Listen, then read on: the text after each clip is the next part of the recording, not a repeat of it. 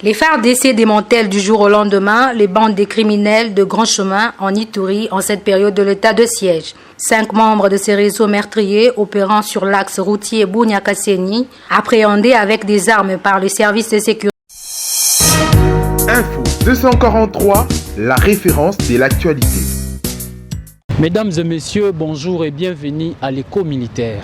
Aujourd'hui, nous allons vous présenter ce que la police nationale congolaise a fait comme un travail de tutant, accompagné des forces armées de la République démocratique du Congo dans la traque contre les criminels, les bandits armés et surtout dans les opérations que nous cherchons les armes à tout prix. Partout où les armes sont, nous sommes résolument décidés d'aller chercher les armes et le ramener parce que nous ne voulons pas qu'à cette période de l'état de siège, nous puissions avoir des gens qui détiennent les armes de manière illégale. C'est inacceptable, c'est condamnable à la justice, code pénal militaire. Seules les forces armées qui ont l'obligation et le droit de porter les armes. Alors, la police nationale congolaise, les forces armées, sous la houlette du lieutenant-général Luboya Kashamadjoni, gouverneur de province, nous avons fait un travail de titan.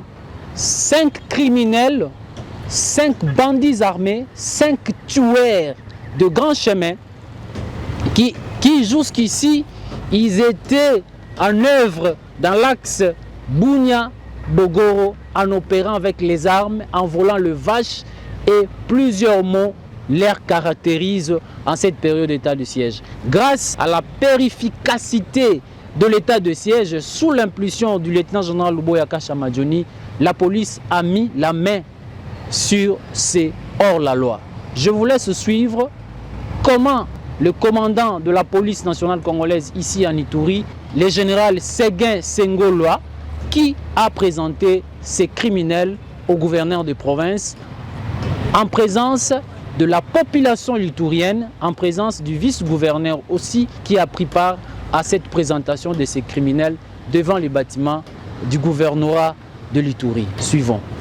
Nous présentons devant vous une bande de criminels et 5 armes AK et un lance-roquettes et plusieurs munitions. C'est dans une opération menée cette nuit. Ces documents qui constituent un outil de référence viennent en appui aux efforts de paix décrétés par les commandants suprêmes des forces armées, Félix-Antoine Tshisekedi Tshilombo, pour la réussite de l'état de siège. Il est réparti en 4 piliers dont le socle et la stabilisation. Quelques notables et acteurs politiques présents à cette cérémonie d'information apportent leur soutien au programme DDRCS. Nous sommes en train de répéter à tous ces groupes armés de s'approprier ces programmes. Parce que le programme reste pour le moment le seul salut de la province de l'Ituri. À tous les groupes armés, nous disons que ce n'est plus le temps de rester dans la forêt, c'est le temps de venir construire ensemble la province de l'Ituri. Nous, les parlementaires, nous sommes déjà mis dans la disposition du Parlement et même du gouvernement pour sensibiliser les groupes armés locaux qui détiennent les armes afin qu'ils puissent accepter le processus de DDRC. Puisque la guerre a un début et la guerre a une fin. Le gouverneur militaire de l'Ituri, le lieutenant-général Luboya Kashamadjoni, a vivement salué l'engagement de l'élite intellectuelle qui veut voir la paix retrouvée dans cette province pour son développement. Il faut qu'il y ait cette confiance entre la population et les autorités. Et c'est ce qui est extraordinaire. Il faut une approche globale pour un problème comme celui-ci. Sinon, on n'en finira jamais. Mais vous avez travaillé. Et ça, vraiment, je tiens à vous féliciter pour cela. L'accompagnement, ce n'est pas seulement en faisant beaucoup de bruit. L'accompagnement, c'est aussi en travaillant comme des grands intellectuels. À en croire ce cadre de réflexion, 70 000 combattants et 50 000 armes sont attendus lors de la mise en œuvre du programme DDRCS en Ituri. Les FARDC démantèlent du jour au lendemain les bandes des criminels de Grand Chemin en Ituri en cette période de l'état de siège. 5 membres de ces réseaux meurtriers opérant sur l'axe routier Bunia-Kasseni, appréhendés avec des armes par les services de sécurité et de défense, ont été présentés à la population par les commandants provinciaux de la police et commissaires divisionnaires adjoints Séguin Sengolwa Ngoy. Nous présentons devant vous une bande de criminels et 5 armes AK et un lance-roquettes et plusieurs munitions. C'est dans une opération menée cette nuit par la police. C'est une bande spécialisée en tuerie. C'est des coupeurs de route qui insécurisent l'axe Bunia-Kasseni. Ces jolis coups de filet est salué par les habitants de l'Ituri qui réitèrent leur soutien aux actions menées par les autorités militaires en vue de la pacification de la province. Je remercie les forces armées pour le travail abattu, car ces criminels nous terrorisaient. Je félicite le gouverneur militaire pour toutes les actions menées en vue du retour de la paix. Je demande à ceux qui sont en brousse de s'y rendre, et sinon l'armée va les traquer. Occasion pour le gouverneur militaire de l'Ituri, le lieutenant-général Luboyanka Chamadjoni, de réaffirmer sa détermination à mettre hors d'état de nuire tous les acteurs de l'insécurité. À mon arrivée, j'ai demandé à tous ceux qui sont à la base de l'insécurité de cesser, mais ils n'ont pas écouté.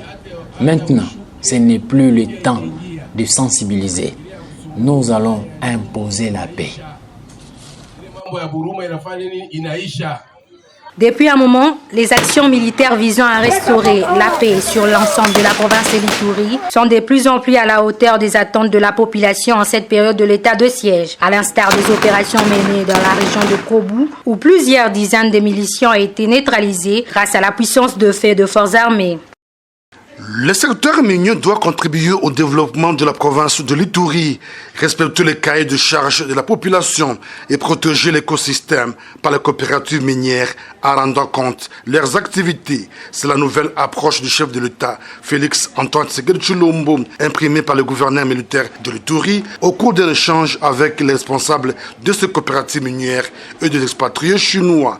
Pour le lieutenant général Luboyanka Chamadjoni, l'ère est arrivée où les exploitations illicites, le trafic d'influence doivent cesser dès à présent pour que leurs produits dans cette partie de la République démocratique du Congo soient source de bénédiction et non d'insécurité. Nous devons changer. Si on ne change pas, en tout cas, on ne saura pas évoluer. Vous allez travailler avec la division de mines pour que chacun puisse régulariser sa situation. Séance tenante, l'autorité provinciale a décidé de mettre en place une commission de vérification des documents de ces coopératives. Chabani Kimariki, chef de division de mines en Ituri, parle de sa mission. Une commission doit être, peut-être comme l'autorité a dit, doit être active pour détecter selon les yeux et les attributions de chaque service. Il y a des situations qui concernent uniquement l'armée où l'administration des mines ne pourra pas agir.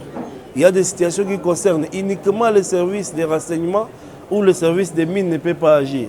Et il y a des questions qui concernent uniquement les mines et que les autres services ne peuvent pas s'y mixer. À en croire les parlementaires de l'Ituri, le état de siège en Ituri est une opportunité pour recadrer la province sur tous les domaines pour son développement. Info 243, la référence de l'actualité.